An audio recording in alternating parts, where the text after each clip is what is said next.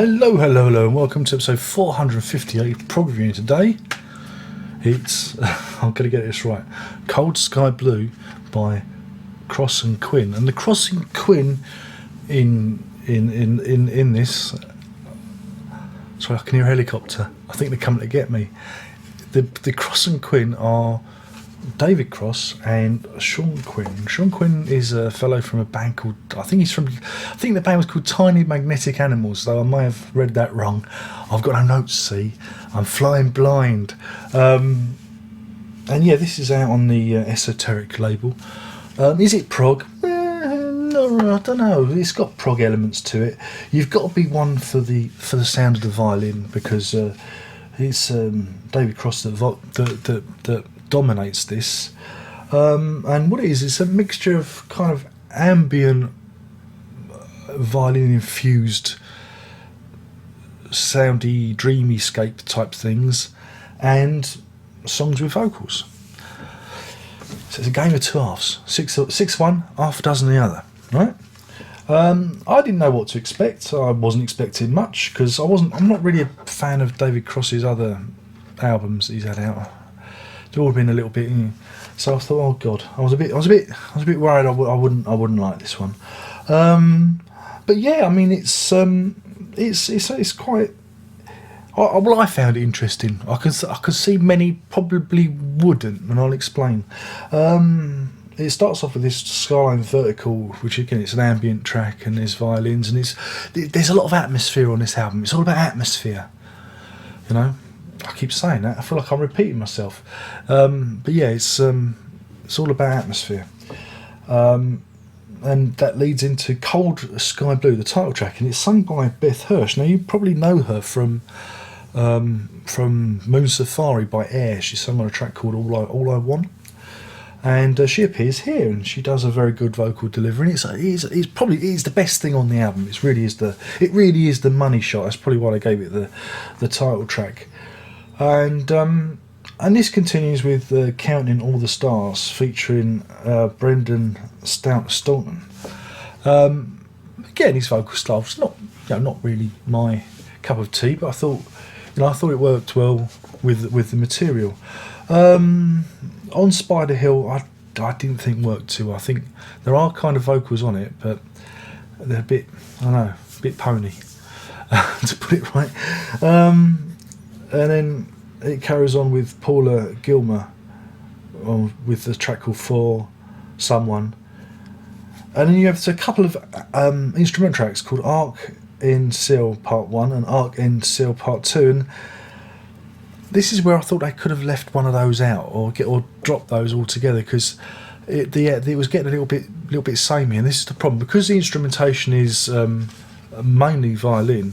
There are these synth beds that Sean Quinn's responsible for, but some of them feel a little bit underdeveloped is the word. I think they could have done with a little bit more detail in there.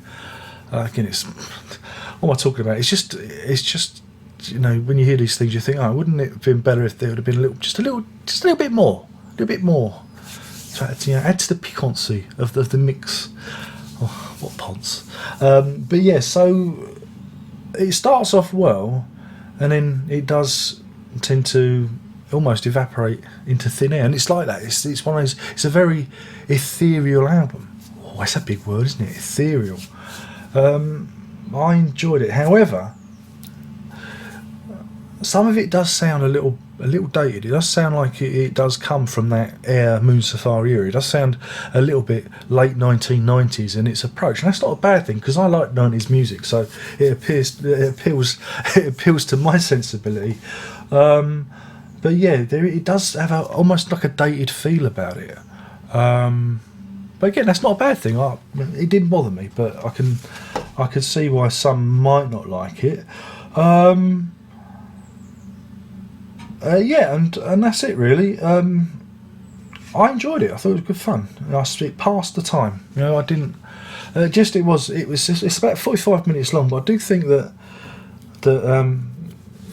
dropping one of the instrumental tracks, because they do get a bit samey. This is the problem when you do have to love violin to love this album. So yeah, it does get a little bit, a little bit over familiar towards the end. But if you like that kind of ambient, dreamy, air inspired kind of music, you probably will dig this. Though it might be a little bit fey and a little bit twee for someone who's looking for like prog and no like that prog that they peddle these days. It's not like that at all. But yeah, it's a very pleasant album, and that's a recommendation for me. Now,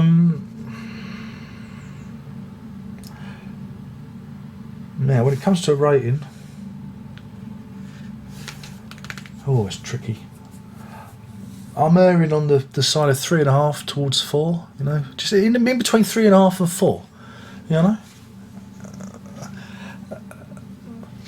And that's 3.5 to 4. Cold Sky Blues out of 5. That's 3.5 to 4. Cold Sky Blues out of 5. I think that's it. But yeah, this one's new out. Thanks again to Matthew for passing it on to me, and I think you can read my review on his blog somewhere. I'll have to dig out the URL, give him a bit of traffic, and then you can read what I've said about it. And I would have contradicted myself, and you can call me out for it, can't you? But anyway, my name's been Darren Locke. I've been talking about Cross and Quinn's Cold Sky Blue. A pleasant little album. I find it appealing, but some of you might find it a little bit it's disappearing up its own fundament. You know what I'm saying? But give it a go if you're from the King Crimson fan base, you might enjoy it. If you like that kind of Laurie Anderson when she does the violin stuff, you'll like it. But again, those of you like things with a bit more grit and gristle, you might not be up your alley. Anyway, my name's been Darren Locke.